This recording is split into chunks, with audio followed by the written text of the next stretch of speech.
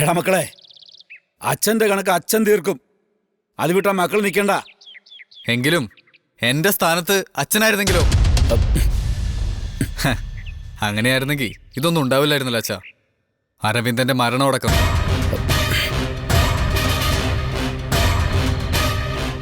അച്ഛൻ്റെയും എൻ്റെയും വഴി രണ്ടാണെന്നേ ഉള്ളൂ. ലക്ഷ്യം ഒന്ന് തന്നെയാ. ഞാൻ എന്തെങ്കിലും ചെയ്തിട്ടുണ്ടെങ്കിലേ അത് എനിക്ക് വേണ്ടിയല്ല അച്ഛാ, നമ്മുടെ കുടുംബത്തിന് വേണ്ടിയാ. അതിന്റെ പേരിൽ ഏറ്റവും കൂടുതൽ തല്ലിയതും കുടുംബക്കാർ തന്നെയാ. അച്ഛനും നീവിനേട്ടനും ഒക്കെ.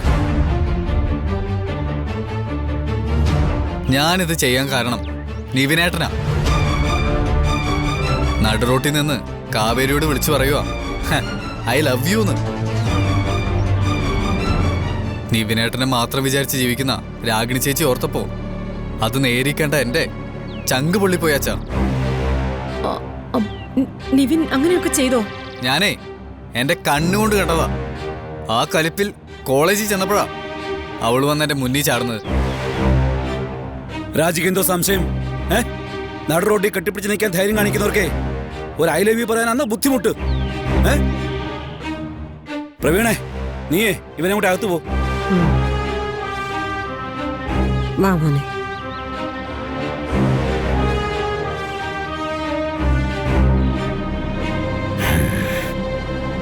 ഇനി എന്താ വേണ്ടെന്ന് നീ തന്നെ തീരുമാനിക്കു രാജി.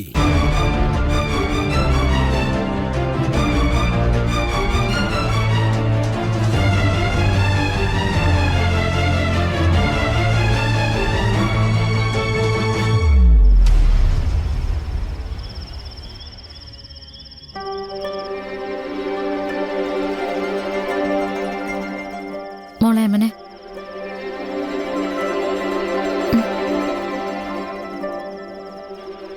നീ ഇവിടെ നിൽക്ക. റൂമിലൊക്കെ ഞാൻ തരഞ്ഞു. കുറച്ചു നേരം പോയി കിടക്കാൻ പാടില്ലായിരുന്നോ മോളെ? ഒട്ടും റെസ്റ്റ് എടുത്തില്ലല്ലോ നീ. ഇവിടെ വന്നിട്ടും ചോദ്യം ചെയ്യലും ബഹളവും ഒക്കെ ആയിരുന്നു. കിടക്കുന്നില്ല ചേച്ചി, പേടിയാവും. പേടിയാവുന്നെന്നോ? എന്തിന്? സ്വപ്നം കാണുന്നു വിചാരിച്ചാണോ? അതിനുറങ്ങാൻ സാധിച്ചിട്ട് വേണ്ടേ സ്വപ്നം കാണാൻ? ചുറ്റുമുള്ള ചുവരുകള്, അടഞ്ഞ വാതിലുകള് ഒക്കെ എനിക്ക് പേടിയാ ചേച്ചി. ഒരു മുറിക്കുള്ളിലിരിക്കുമ്പോ പെട്ടെന്ന് ആരെങ്കിലും പുറത്തുനിന്ന് വാതിലടച്ച് കളയുന്നുള്ള പേടിയാ. രക്ഷിക്കാൻ ആരുമില്ലാതെ ഞാൻ 4 ചുവരുകൾ തീർത്ത ജയിലിനുള്ളില് വേദനിപ്പിക്കാൻ വേണ്ടി മാത്രമുള്ള അവന്റെ വരവിനെ കാതോർത്ത്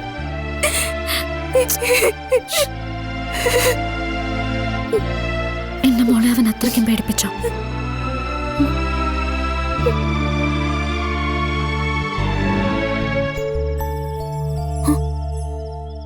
അവൻ ഇവിടുന്ന് പോയല്ലോ അല്ലേ ചേച്ചി? പോയി മോളെ. ഇനി വരില്ലല്ലോ അല്ലേ ചേച്ചി? ഇല്ല മോളെ, ഇനി വരില്ല. അവന്റെ ഷോന്റെ ശബ്ദം കേട്ട പോലെ തോന്നി എനിക്ക്. ഉറക്ക എളുപ്പം ക്ഷീണവും ടെൻഷനും എല്ലാം കൊണ്ട് തോന്നുന്നതാ അത്. അങ്ങനെയല്ല. അതെ മോളെ, നമുക്ക് അകത്ത് പോയി കിടക്കാം. വാ ചേച്ചി, കിടക്കുമ്പോഴേ അവൻ വന്നാലോ? അങ്ങനെ വരില്ല മോളെ. വന്നാലേ ഞാനിവിടെ ഇല്ലാന്ന് പറയണേ. പറഞ്ഞോളാം മോളെ, വാ. എന്നാലും പോവില്ല അവൻ, എനിക്കറിയാം. ഞങ്ങള് പറഞ്ഞു വിട്ടോളാം മോളെ, വാ. അവിടെ നിന്ന് ആരുമില്ല, വന്ന്.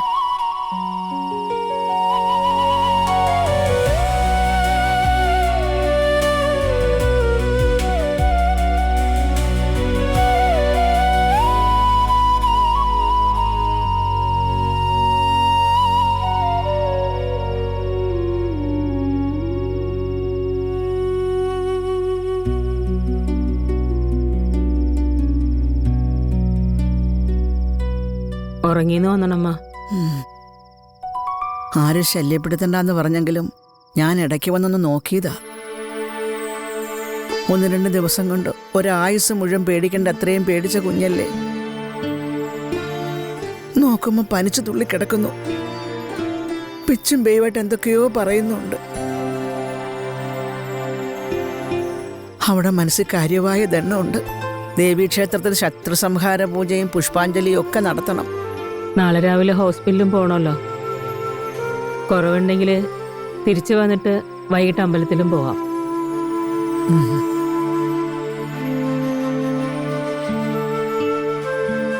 ചൂട് നല്ലോണം കുറഞ്ഞിട്ടുണ്ട്. പേടിച്ചതിൻ്റെയാ. എന്നാലും വഴിപാടൊന്നും മുടക്കണ്ട. സമയം ഒരുപാടായല്ലോ. അമ്മ പോയി കിടന്ന് ഉറങ്ങാൻ നോക്ക്. നീള മോൾ അച്ഛമ്മയുടെ കൂടെ പോയി കിടക്ക്. പനി പകരും അല്ലെങ്കിൽ. എനിക്ക് ഉറക്കമൊന്നും വരുന്നില്ലടി. ഉറക്കം വരുമ്പം പോയി കിടന്നോളാം. നീ പോയി കിടന്നോ, ഞാൻ വന്നേക്കാം. ഞാൻ എവിടെയാ കിടക്കുന്നത്? എനിക്ക് യമുനേച്ചിയെ കണ്ടുകൊണ്ട് കിടക്കണം. പനി പിടിച്ചാൽ പനി പിടിച്ചോട്ടെ. ഞാനെന്നാ കിടക്കാൻ നോക്കട്ടെ അമ്മ. നടു കിടച്ച് പൊട്ടുക. ഉറക്കമൊന്നും വരുന്നു തോന്നണില്ല എനിക്കിപ്പോ. ഞാൻ ഇടയ്ക്കൊന്ന് നോക്കാം. നീ ഉറങ്ങുന്നേ ഉറങ്ങിക്കോ, ഞാനിവിടെയുണ്ട്.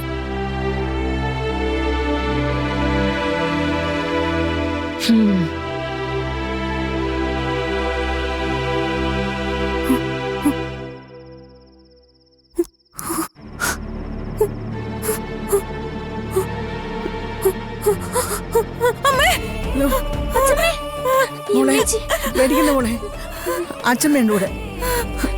എന്റെ മോള് പേടിക്കണ്ട. ഉറങ്ങിക്കോ ഉറങ്ങിക്കോ ഉറങ്ങിക്കോ.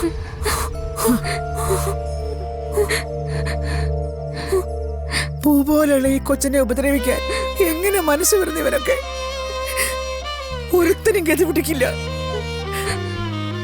എന്റെ കൊച്ചിനെ വിഷമിപ്പിച്ച ഒരുത്തനും ഗതി പിടിക്കില്ല.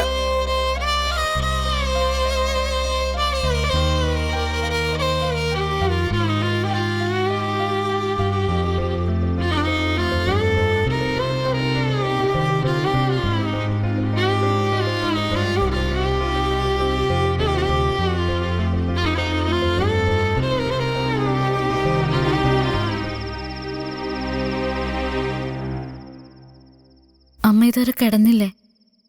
പോയി കിടന്നുറങ്ങമ്മേ. അല്ലെങ്കിൽ തന്നെ അമ്മയ്ക്ക് ഉറക്കമില്ല, തലവേദനയൊക്കെ കൂടും. ആത്മാക്കളൊക്കെ ഉണ്ടെന്നാ മുമ്പ് ഞാൻ വിചാരിച്ചിരുന്നത്. ഇപ്പൊ മനസ്സിലായി അതൊക്കെ ചുമ്മാ പറയാന്ന്. കണ്ടില്ലേ കണ്ടില്ലേ പിച്ചുമ്പയൊക്കെ പറയുന്ന. ഉറക്കം നിന്നിട്ട് എന്റെ വെളിവ് പോയെന്നാണോ നീ പറയണേ? അതൊന്നും അല്ലടി. നിങ്ങളെ അച്ഛൻ്റെ കാര്യമാണ്. ആത്മാക്കളൊക്കെ ഉണ്ടായിരുന്നെങ്കിൽ അരവിന്ദേട്ടൻ്റെ ആത്മാവ് വന്ന് ജയപാലിനെയും മകനെയും കൊന്നേനെ. അച്ഛന്റെ ആത്മാവ് ഇതൊക്കെ കാണുന്നുണ്ടെങ്കിൽ ഇങ്ങനെയൊക്കെ നടക്കും അമ്മ. എല്ലാ കാര്യങ്ങളും ആത്മാക്കളെ ചെയ്യാൻ വേണ്ടി വെയിറ്റ് ചെയ്യരുതമ്മേ. നമ്മൾ ചെയ്യേണ്ടത് നമ്മൾ തന്നെ ചെയ്യണം. നമ്മളിപ്പോ എന്ത് ചെയ്യണോന്നാടി? കേസ് കൊടുക്കണം വിശാലിനെതിരെ. കേസ് കൊടുത്ത ആവശ്യമില്ലാത്ത ചോദ്യങ്ങൾ ചോദിച്ച് അവർ യമുനെ വലയ്ക്കും. നാട്ടുകാർക്ക് മുന്നിൽ നാണം കെടും. ധൈര്യപൂർവ്വം നേരിടണം ഗംഗേച്ചി. ആ ജയപാലനും അയാളുടെ മകനും അകത്ത് പോണം. അങ്ങനെ അങ്ങ് അകത്താക്കാൻ പറ്റുന്ന ആൾക്കാരാണോ മോളെ അവര്? പണവും സ്വാധീനവും ഒക്കെ ഉണ്ട്. ഇനിയിപ്പോൾ അഥവാ അവരകത്ത് പോയാൽ തന്നെ അവരുടനെ തന്നെ ഊരിപ്പോരും. പിന്നെ പിന്നാലെ നടന്ന് നമ്മളെ ദ്രോഹിച്ചുകൊണ്ടിരിക്കും. അതെ കാവേരി, അതൊക്കെ വലിയ പൊല്ലാപ്പ. ആ പിന്നെ വിശാലിനെ മാത്രം കുറ്റം പറഞ്ഞിട്ട് ഒരു കാര്യവുമില്ല. നമ്മുടെ ഭാഗത്തുകൊണ്ട് തെറ്റ്. അവനുമായിട്ടുള്ള കൂട്ടുകെട്ട് വേണ്ട വേണ്ടാന്ന് 1000 വട്ടം പറഞ്ഞതാ. എന്നിട്ട് അവള് കേട്ടോ? ഇത്രയൊക്കെ ആയിട്ടും നിങ്ങൾ അവളെ മാത്രം കുറ്റപ്പെടുത്തിക്കൊണ്ടിരിക്കുന്നെ. അതും പറയണോടി. ആരെങ്കിലും അവളുടെ കൈയും കാലും പിടിച്ചിട്ട് കാറി കയറ്റി കൊണ്ടുപോയതാണോ?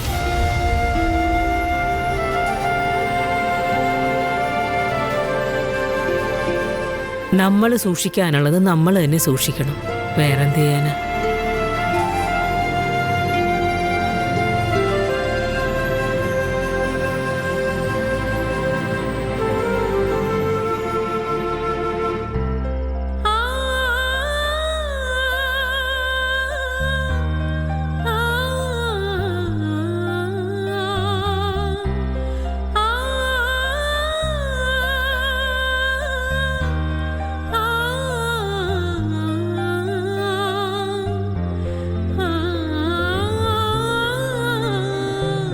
ഇവിടെ നടക്കുന്ന എന്തൊക്കെയാന്ന് കാണുന്നുണ്ടല്ലോ അല്ലേ അച്ഛാ?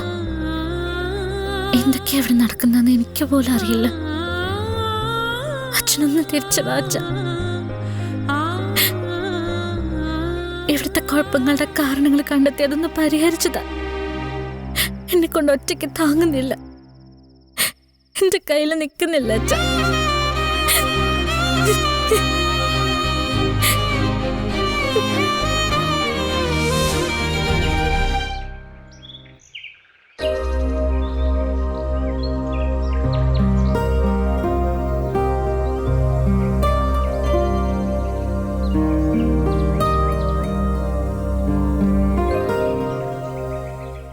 ഇത് മറ്റവളല്ലേ, മാർത്താണ്ഡംകാരി? ആ അതെ അതെ, അയലൊക്കെ ആണേലുവേ ഇതുവരെ വിശദമായിട്ടൊന്നും കാണാൻ പറ്റിയില്ല. ഷാളിൽ പൊതിഞ്ഞോണ്ടല്ലേ വന്നത്. വന്നേ, നമുക്ക് കാര്യങ്ങളൊക്കെ ഒന്ന് തിരക്കാം.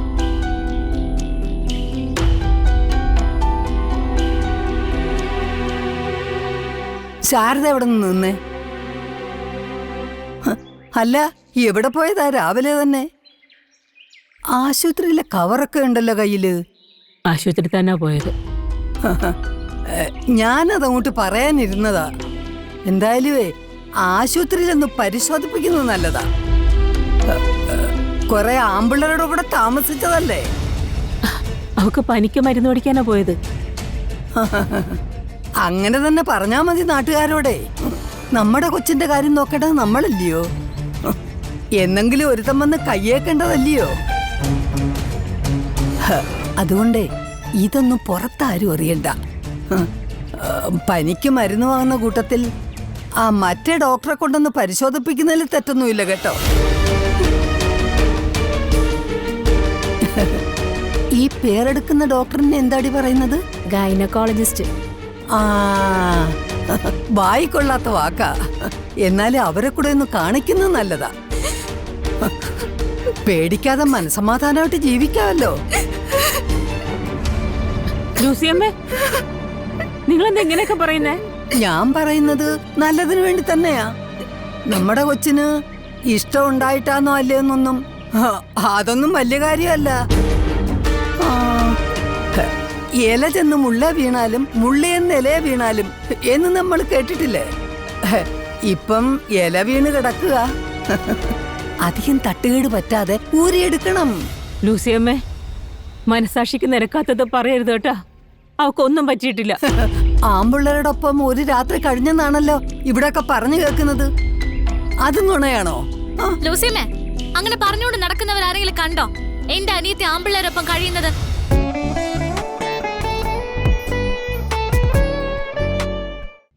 ആമ്പിള്ളേരോടൊപ്പം ഒരു രാത്രി കഴിഞ്ഞെന്നാണല്ലോ ഇവിടെയൊക്കെ പറഞ്ഞു കേൾക്കുന്നത്.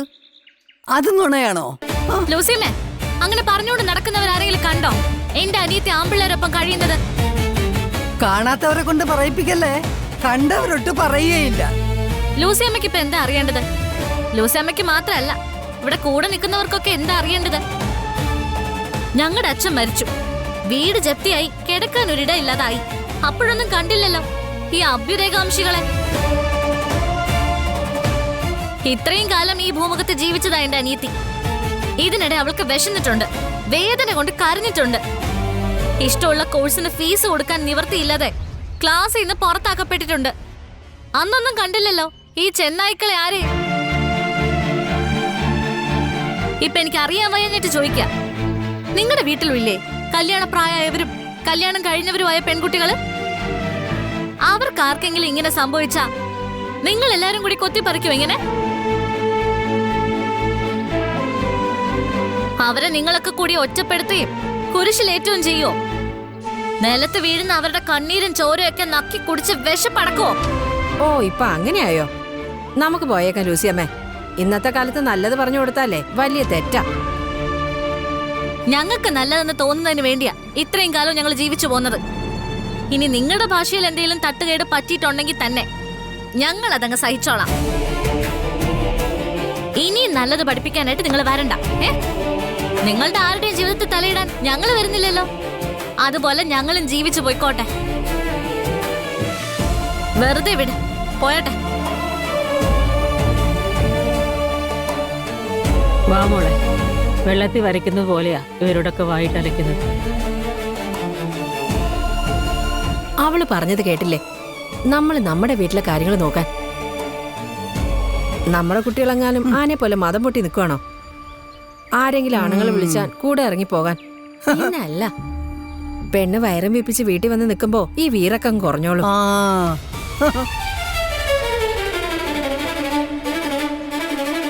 എടി, എടി, മോളെ അങ്ങോട്ട് പറഞ്ഞോളാം, എടി.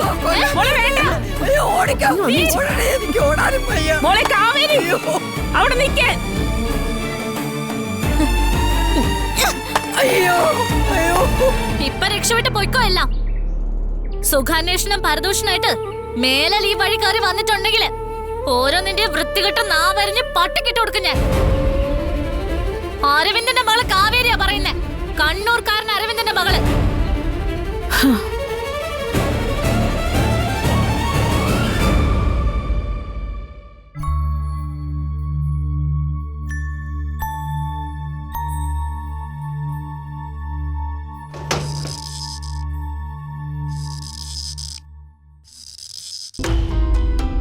എടോ, അതൊന്നും അല്ല.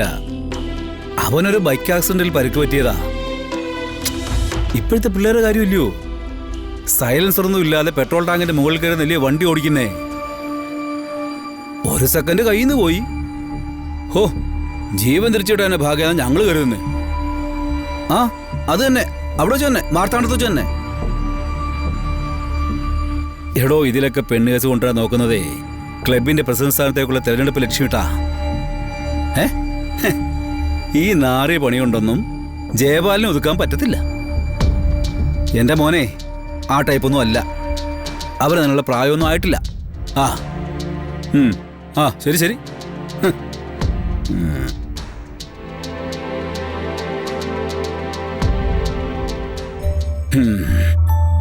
ഇവനൊക്കെ സ്വന്തം വീട്ടിലെ കാര്യം നോക്കിയാ പോലെ. ജയപാലിന്റെ പുക കാണണം, അത്ര തന്നെ. അച്ഛാ, സോറി അച്ഛാ, എന്നോട് ക്ഷമിക്ക്. എനിക്ക് തെറ്റുപറ്റിപ്പോയി അച്ഛാ. ഞാനിനി ആവർത്തിക്കില്ല. ഞാൻ വേണമെങ്കിൽ അച്ഛന്റെ കാല് പിടിക്കാം. എന്തോടാ വെറുതെ ചുമ്മാ എടാ പോട്ടടാ. എടാ, ചെയ്ത തെറ്റിന്റെ ഗൗരവം എന്താ മനസ്സിലാക്കിയാ മതി നീ. എടാ പോട്ടടാ മോനെ, വിട്ടുകളടാ. എടാ മക്കളെ, നോക്ക്, നീ അച്ഛനോട് ക്ഷമിക്കടാ. പോട്ടടാ വെറുതെ.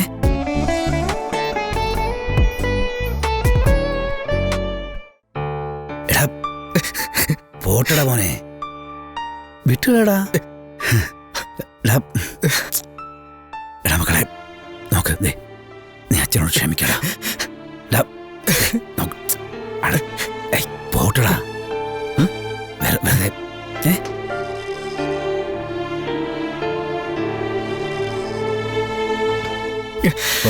ആഹാ, ഇന്നലത്തെ മട്ടുമാതിരിയൊക്കെ കണ്ടപ്പോ ഞാൻ കരുതി അച്ഛനും മകനും ഇനി ആജീവനാന്തം ശത്രുക്കളായിരിക്കുമെന്ന്. പോടി പോത്തെ, അത് നിനക്ക് വിവരമില്ലാത്തോണ്ട് തോന്നുന്ന. ഓ, ഇവനെ ഇതൊക്കെ ചെയ്തതേ എന്നോടുള്ള സ്നേഹം കൊണ്ടാ. പക്ഷേ തിരഞ്ഞെടുത്ത വഴി തെറ്റിപ്പോയി. എന്റെ മക്കളെ, നീ ഒരാളെ കൊന്നിട്ട് പോടാ, ബാക്കി ഞാനേറ്റ്. ആ, പക്ഷേ പെണ്ണുങ്ങളെ തൊട്ടുള്ള കളി അത് മാത്രം വേണ്ട, പൊള്ളും. മൂന്ന് കൊടുക്കുന്ന ഉപദേശം നോക്കിയേ. എന്താടി ഇവനെ ജയപാലിന്റെ മോനാ, തല ഉയർത്തി പിടിച്ചേ നെഞ്ചി മിരിച്ച് നടക്കേണ്ടവനാ. ഇവന്റെ ഏത് കാര്യത്തിനെ ഞാനുണ്ട്. പിന്നെ തെറ്റ് കണ്ട ശാസിക്കുകയും ശിക്ഷിക്കുകയും ഒക്കെ ചെയ്യും. ഹാ, ഇത് ഞങ്ങൾ തമ്മിലുള്ള ഇടപാടാ, ഇല്ലടാ. എന്നാലിപ്പോ ഇത് നിങ്ങൾ തമ്മിൽ മാത്രമുള്ള ഇടപാടല്ലല്ലോ ജയവാലേട്ടാ. പിന്നെ പെണ്ണുങ്ങളെ തട്ടിക്കൊണ്ടു പോകുന്നതും പൂട്ടിയിടുന്നതും ഒക്കെ ജയപാലേട്ടൻ പറഞ്ഞ പോലെ തെറ്റ് തന്നെയാ. യമുന ഇവന്റെ കൂടെ സൊമൻസാലെ പോയതാന്നുള്ള കാര്യവും ഞാനങ്ങ് മറന്നേക്കാം. എനിക്ക് ചില സംശയങ്ങളുണ്ട്. അവരുടെ ഭാഗത്ത് നിന്ന് ചെയ്തതൊക്കെ ന്യായമാണോ? അങ്ങനെ ഞാൻ പറഞ്ഞ ന്യായമല്ലെന്ന് മാത്രമല്ല തികഞ്ഞ അന്യായങ്ങൾ പലതും ചെയ്തിട്ടുമുണ്ട്. യമുനി അവിടെ പൂട്ടിയിട്ട് അവൾക്കൊരു മാനക്കേടുണ്ടാക്കണമെന്ന് മാത്രമേ നമ്മുടെ മോൻ ഉദ്ദേശിച്ചുള്ളൂ. അല്ലാതെ മറ്റൊരു വിധത്തിൽ ഉപദ്രവിച്ചിട്ടില്ല. അത് ഇവൻ കാട്ടിയ മാന്യത. അത് തിരിച്ചിങ്ങോട്ട് കിട്ടിയോ? പിള്ളേരുടെ നല്ല പ്രായം തുടങ്ങിയിട്ടില്ല. അവരൊരു തെറ്റ് ചെയ്തിട്ടുണ്ടെങ്കിൽ പറഞ്ഞു തിരുത്താം. വേണമെങ്കിൽ 2 തല്ലും കൊടുക്കാം. പക്ഷേ അതിനൊക്കെ ഒരു പരിധിയുണ്ട് ഏട്ടാ. മാർത്താണ്ഡത്ത് നിന്ന് തുടങ്ങിയതല്ല. ഇവനെ അവർ പിടിച്ചു കയറ്റിക്കൊണ്ടാ വന്നത്. ആ തയ്യക്കാരൻ ചെക്കനില്ലേ, ഡിക്കിയിലിട്ട് ഇവനെ ചവിട്ടി പിടിച്ചിരിക്കുകയായിരുന്നു. ശബ്ദം പുറത്ത് കേൾക്കാതിരിക്കാൻ വായിൽ പഴംതുണിയും കുത്തിത്തിരിക്കി. ഇവിടെ എത്തിയപ്പോഴാണ് കെട്ടൊക്കെ അഴിച്ചു വിട്ടത്. ഈ പ്രായത്തിലുള്ള ഒരു കുഞ്ഞിനോട് ചെയ്യാവുന്ന കാര്യങ്ങളാണോ ജയപാലേട്ട ഇതൊക്കെ? ഡോക്ടർ പറഞ്ഞ ജയപാലേട്ടനും കേട്ടതല്ലേ, ബുൾഡോസർ കയറി ഇറങ്ങിയതുപോലാന്ന്. അവർ പോലീസിൽ കംപ്ലൈന്റ് ചെയ്യാത്തത് വലിയ കാര്യമാണെന്നല്ലേ ജയപാലേട്ടൻ പറയുന്നത്. പരാതിപ്പെട്ടിരുന്നേ ചിലപ്പോ പെടുന്നത് അവരായിരുന്നേനെ. കണ്ണിച്ചോരയില്ലാത്ത വിധമല്ലേ തല്ലി ചതച്ചിരിക്കുന്നത്. മർമ്മത്തൊന്നും അടികൊണ്ട് ജീവൻ പോകാത്തത് ഭാഗ്യം. കൊച്ചിന് സൗകര്യത്തിന് കിട്ടിയപ്പോൾ അവരെല്ലാരും കൂടെ ജയപാലേട്ടനുള്ള പക തീർത്തതായിട്ടാണ് എനിക്ക് തോന്നിയത്. ശാരദയുടെ മക്കള് ആ പെണ്ണുങ്ങൾ വരെ കൈവച്ചു.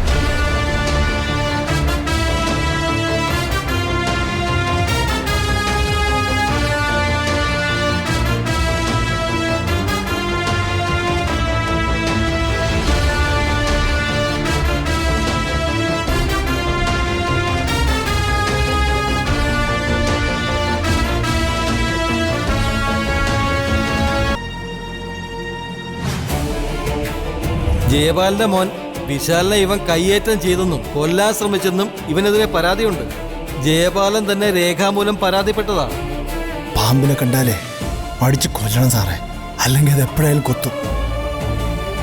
പെട്ടിയിൽ അടച്ചു സൂക്ഷിക്കുന്നത് കാവേരിക്ക് വേണ്ടപ്പെട്ട മുതലാണെങ്കിൽ എത്ര വലിയ വെള്ളപ്പൊക്കത്തിൽ ഒഴുകിപ്പോയാലും അത് കൊണ്ടുപോയവരെ കൊണ്ട് തന്നെ കാൽ ചുവട്ടിൽ കൊണ്ടുവന്ന് വയ്പ്പിക്കാനും എനിക്ക്